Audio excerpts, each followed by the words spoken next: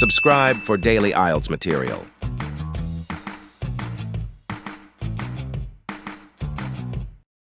You will hear a number of different recordings, and you have to answer questions on what you hear. There'll be time for you to read the instructions and questions, and you have a chance to check your work. All the recordings will be played only once. The test is in 4 sections. At the end of the test, you will be given 10 minutes to transfer your answers to your answer sheet. Now turn to Section 1. Section 1. You will hear a conversation between a sociology student who is doing research on the town's new community centre and a resident. First, you have some time to look at questions 1 to 5.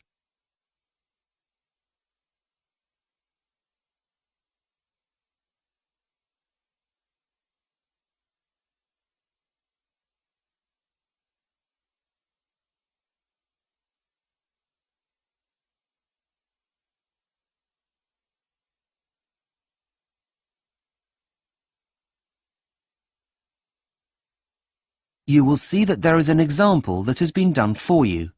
On this occasion only, the conversation relating to this will be played first. Hi, good afternoon, sir. Excuse me? Could you spare a minute, please? Oh, hello. Sorry, I was in a world of my own. I didn't hear you there. No problem. My name's Katie, and I'm a second-year sociology student. We're doing a research project on the importance of community centres to local residents. May I ask, are you a resident of Malton? The answer is community centres. So, community centres has been written in the space. Now we shall begin. You should answer the questions as you listen, because you will not hear the recording a second time. Listen carefully and answer questions 1 to 5. Hi, good afternoon, sir. Excuse me? Could you spare a minute, please? Oh, hello. Sorry, I was in a world of my own. I didn't hear you there. No problem. My name's Katie, and I'm a second-year sociology student. We're doing a research project on the importance of community centres to local residents. May I ask, are you a resident of Malton? Yes, I am. That's perfect. Would you mind answering some questions about the facilities you use? It won't take very long. Of course. I'd be happy to answer any questions you have. Far away. Great. OK. The first questions are to do with you.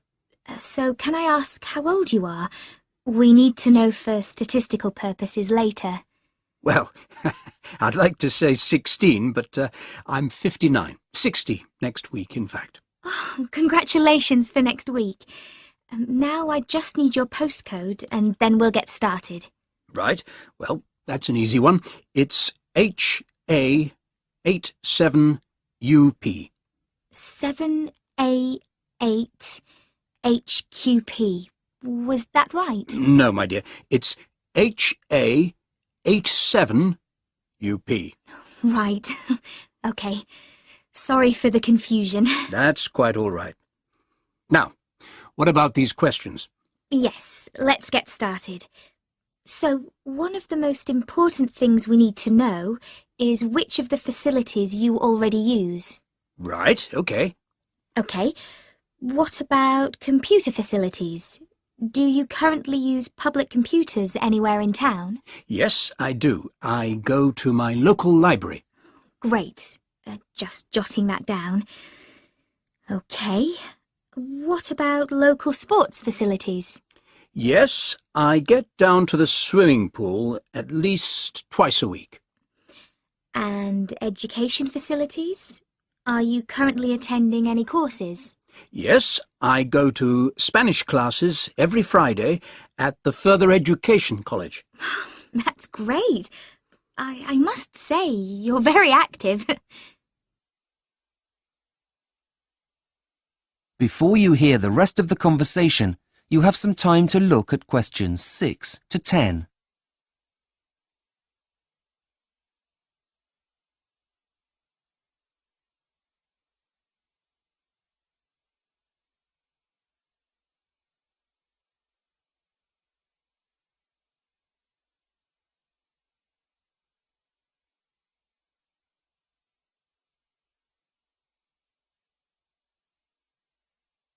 Now listen and answer questions 6 to 10. OK, we're halfway through. The next bit is all about how the community centre could be improved, if at all, that is. I see. Well, I'll give it a go. Well, firstly, I'd like to find out your views on sports facilities. Which sports do you think the community centre should offer that it doesn't already? Well, I'm not going to say swimming, as there's no point having 2 pools in a town of this size. Let me think. What about yoga? I know it's very popular these days. Yes, yoga and badminton. I used to play, you know. Really? Yes, and I was quite good, though I'm probably a bit rusty now. It's been years. OK. Do you think the classes should be split into groups? Yes, that's a good idea. I know that if there were classes only for pensioners, I'd definitely be more likely to play. I'm not as fast as I once was, you know. OK, I'll just write that down.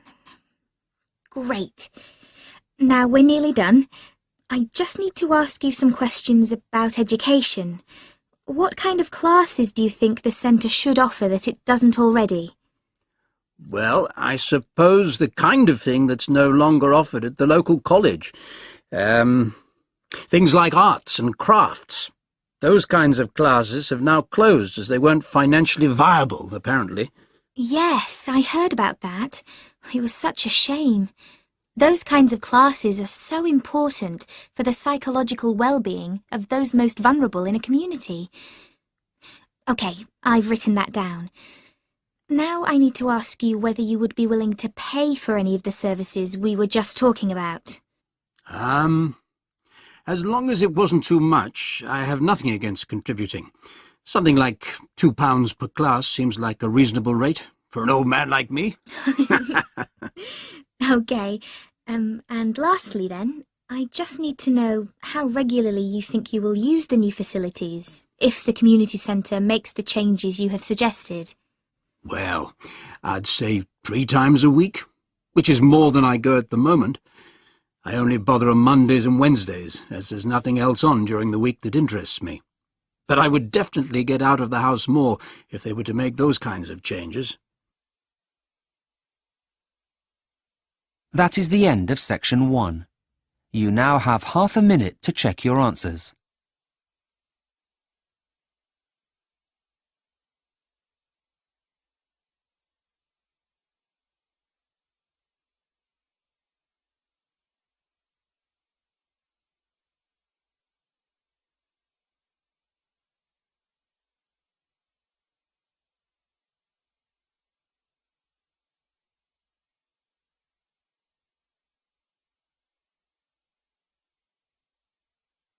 Section 2. You will hear an audio tour for Hampstead in the City of London. First, you have some time to look at questions 11 to 15.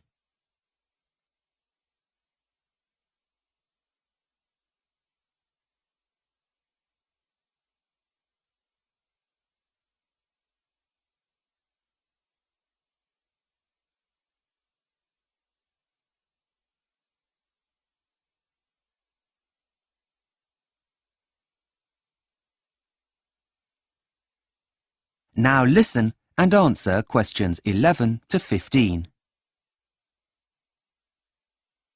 Hi and welcome to the Walking Audio Tour Service, which offers guided audio tours of over 30 walks around London. The full list of the walks is available on our website. You have chosen the Hampstead Heath Tour Part 1, which was, in fact, the first of the walking tours that were recorded.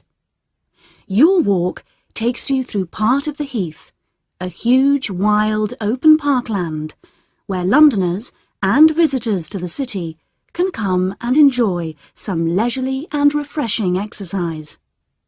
The Heath is one of the gems of North London.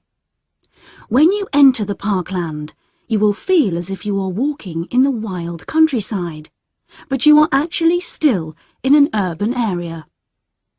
The walking tour begins here at the exit to Hampstead Underground Station, which is the deepest station on the London Underground system.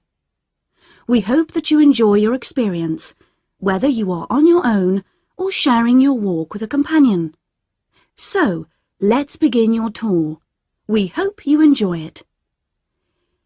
If you turn right as you exit Hampstead Station and stay on the right-hand side of the road, the main thoroughfare, Heath Street, will take you up the hill to the Heath itself. You are now walking away from the main shops and cafes in Hampstead Village, but you can return to visit these after your walking tour for some window shopping. The village is busy during the daytime and the evenings. Now back to Heath Street. As the road winds northwards up Heath Street, you will pass some shops and restaurants on your way to the Heath.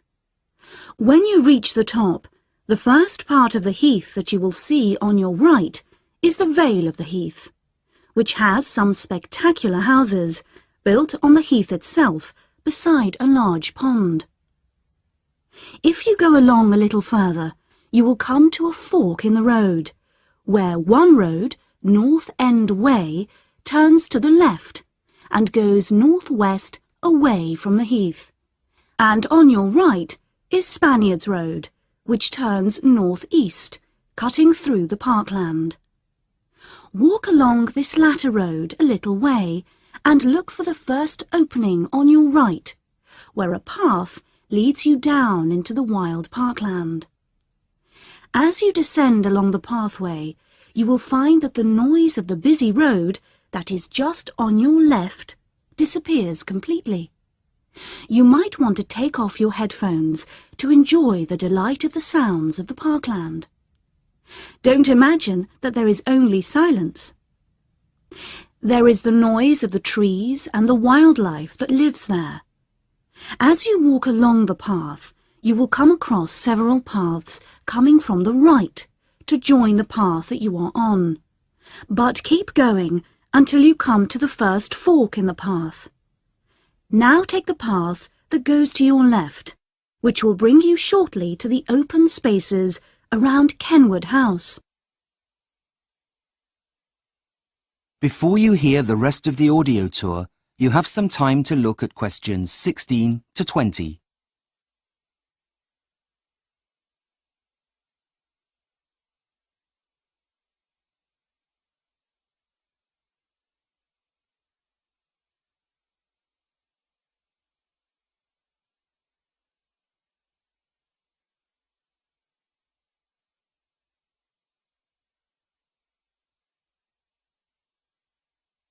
Now listen and answer questions 16 to 20. You can either walk through the woods and enjoy being among the trees, or you can savour the other charms the Heath has to offer. You are now at Kenwood House, which is a museum open to the public. It has been used as the setting for several well-known films, and is used as a venue for a wide range of functions. For some light refreshments, there is the cafe at Kenwood House. Below Kenwood House itself, you can see the grassy slopes, which are an ideal place for picnics, and for children to run around and play games. Just beyond this picnic area is an open-air stage where music concerts are held in the summer months. You might even see the stage being prepared for a concert while you are there. You might want to explore this part of the Heath at your leisure. But before you leave the Heath altogether, there are two other notable features that are worth visiting. On the east side of the Heath are several large ponds for segregated and mixed bathing. And if you would like a view of London, you can visit Parliament Hill, which gives you a good panorama of London that is in fact protected by law.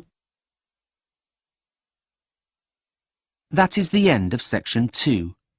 You now have half a minute to check your answers.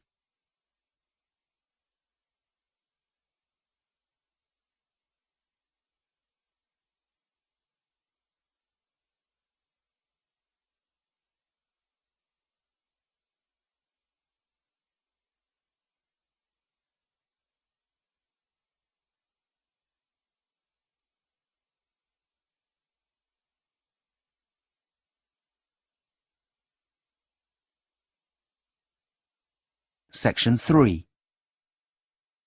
You will hear a tutor talking to a student about a case study. First, you have some time to look at questions 21 to 25.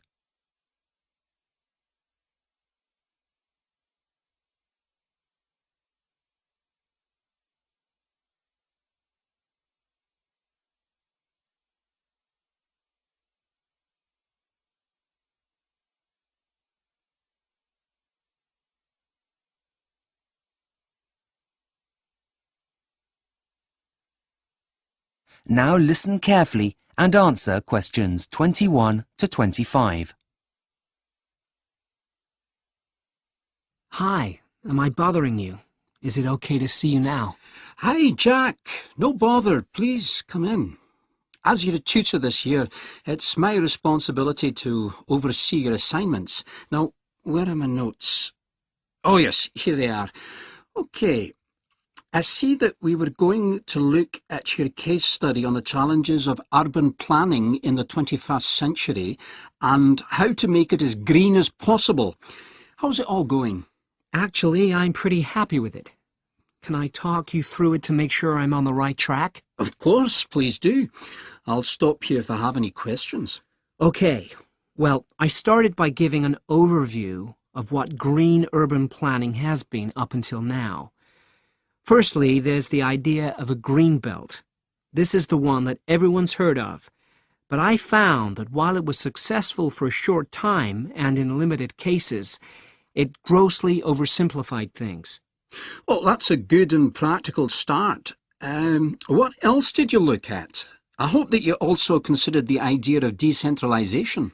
Yes, that was really interesting, as although there were no objections to it, and it looked good on paper, it just didn't work in practice. Yes, a conundrum indeed. However, I think you'll find that there are many fads that come and go in this area. It isn't the first, and it won't be the last to simply disappear off the face of the planet. Well, this is all very good so far. What did you look at next? I then researched the 1960s fad of building new towns on new sites, but I found that although there are isolated cases of success, they tended to cost too much time and money to build. Keeping to that theme, have you considered the idea of brownfield sites? That is, sites that previously had another use, being converted into residential areas. Like the idea of buildings that were once banks being turned into restaurants, that kind of thing. Yeah, that's right. No, I hadn't thought of that. Well, I'd say it's a pretty important option in most urban areas today. Even though there have been issues with safety, if the land were contaminated in any way, at least it tends to attract no objections from local residents. Okay, thanks. I'll make sure I put that in. Anything else? Well, I'm not sure about this last one, but I thought the idea of pedestrianizing central areas was an interesting concept. Do you think it's valid here? Well, it's certainly not a bad idea. The only thing is that it would probably intensify the problem of congestion in inner city areas and would disrupt local residents' sleep if the construction work were to happen during the night.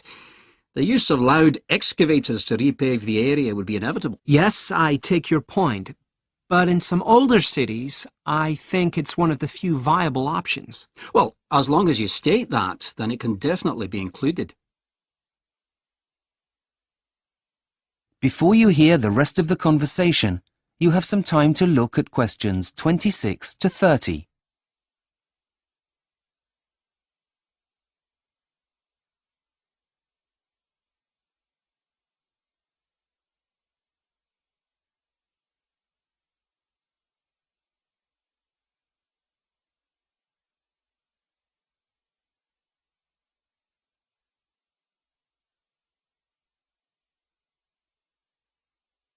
Now listen and answer questions 26 to 30. Okay, so that's my introduction to urban planning sorted. But now I come to the main part, which is the case study. It was really difficult to choose, as there are so many good examples. But in the end, I settled on Curitiba, which is the capital of the South Brazilian state of Paraná. Ah, yes, nice choice. How's the research coming along? Well, to be honest, I'm finding the amount of material a bit too much. There's such a diverse range of statistics that it makes it almost impossible to be selective. Well, tell me a bit more about what you've discovered, and then we'll see if we can come up with a plan to tackle the problem. Well, it's fascinating. Local authorities managed to achieve so much since the 1960s, principally because, rather than waiting for central government initiatives, they chose a cohesive strategy where residents were consulted. Then they took their ideas and implemented them into local government planning to come up with a plan everybody was happy with. Aha! A bottom-up approach. Do go on. Well, the transport system is a real example of the town's eco-friendly image. Even though they have one of the highest number of cars per person in the country, they also have the highest number of people using public transport. This is because poor and elderly residents are able to benefit from a social fare that allows them to use the system for less. This has led to low levels of pollution, which also encourages citizens to use bicycles more. Well, that's really impressive, Jack. Well done. But I do have some suggestions to help you with finalising your case study. Please. If you're going to prove Gicratia's success, you need to refer to specifics. You mentioned pedestrian-only areas in your introduction. How about that? Yes, okay. And what about the amount of parking for all of those cars? I didn't come across that in my research, but I can look it up. Yeah, I think it's important. And what about considering where people live in relation to their place of work? If they live in the suburbs, how about mentioning how far they need to travel in order to get to work? And don't forget about their recycling strategy, including how easy it is and how much they recycle, making sure you include statistics to back it up. Okay, got it. All in all, Jack, you've really done your homework, and I very much look forward to receiving your final draft. Thanks, Professor. You've been a great help. That is the end of section 3. You now have half a minute to check your answers.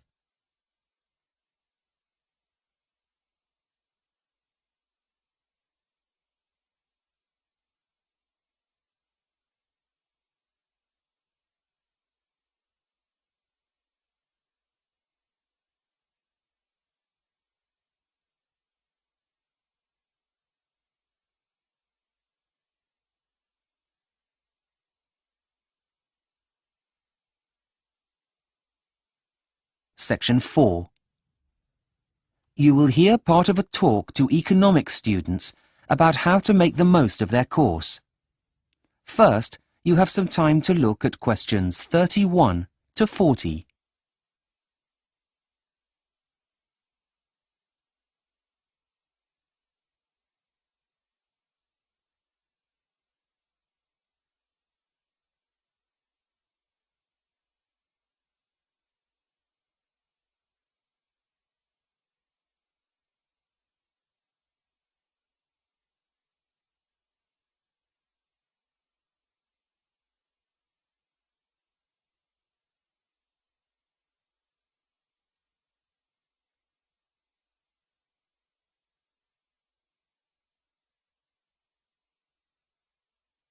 Now listen carefully and answer questions 31 to 40. Good morning, everyone, and welcome to the Stanley University School of Economics. I will be one of your lecturers on the course, and my name is Professor Whitefield. Before the academic year really gets underway, I would like to take you through some of what you can expect and to give you some general course information. Firstly, you'll be attending lectures during which you will receive information about economics and the priorities that you will need to focus on. The lectures will provide you with information about the subject in a relatively condensed format. In addition, they should also provide a suitable framework for further study. Typically, this is also the first time that students get the chance to meet a researcher at the forefront of the discipline. Traditionally, lectures are seen as an essential part of the learning culture for higher education, in which undergraduate study is viewed as an induction into academic discipline and a way of viewing the world. However, although all I have said until now is true, every year undergraduate students experience problems with the techniques used in lectures. Being forewarned will hopefully help you with adjusting to these issues. The first problem is that there is little opportunity for the development of student understanding. That is, if you misunderstand something, there is no immediate opportunity to ask. Secondly, when newer teaching approaches are used, such as problem solving, learning outcomes are improved. However, these will still not replace the validity of listening and learning from an expert.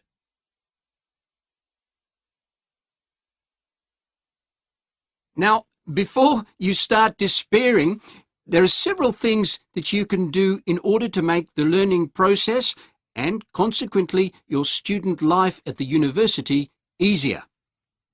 First and foremost, be prepared. You will be given a reading list. Don't just throw it away or forget about it. Make sure you leave enough time to go through all items on it. Once you've done that, an ideal thing to do would be to test yourself on the contents. Prepare a mini quiz while reading and go back to it before the lecture and just check you know the answers. Now, for most of you, this won't be the first time that you're studying economics, but you may have taken a gap here or had a period of time working. If this is so, and even if it isn't in fact, it always makes sense to go back and refresh your memory on those relevant theories you learned about before, as we'll definitely be referring to them.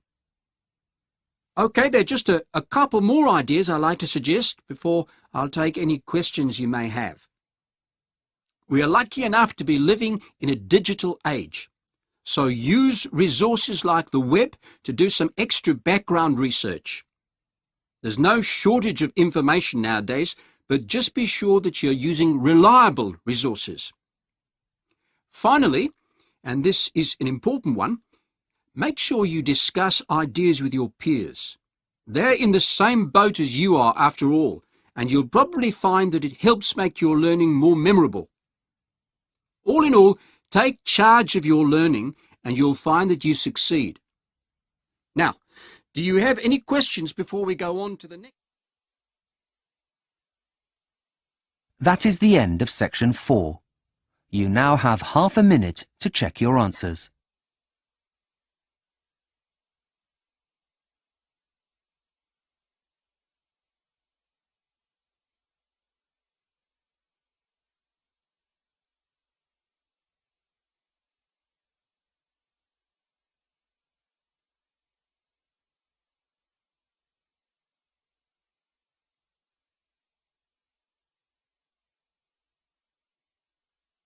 That is the end of the listening test, the IELTS test. You now have 10 minutes to transfer your answers to the listening answer sheet.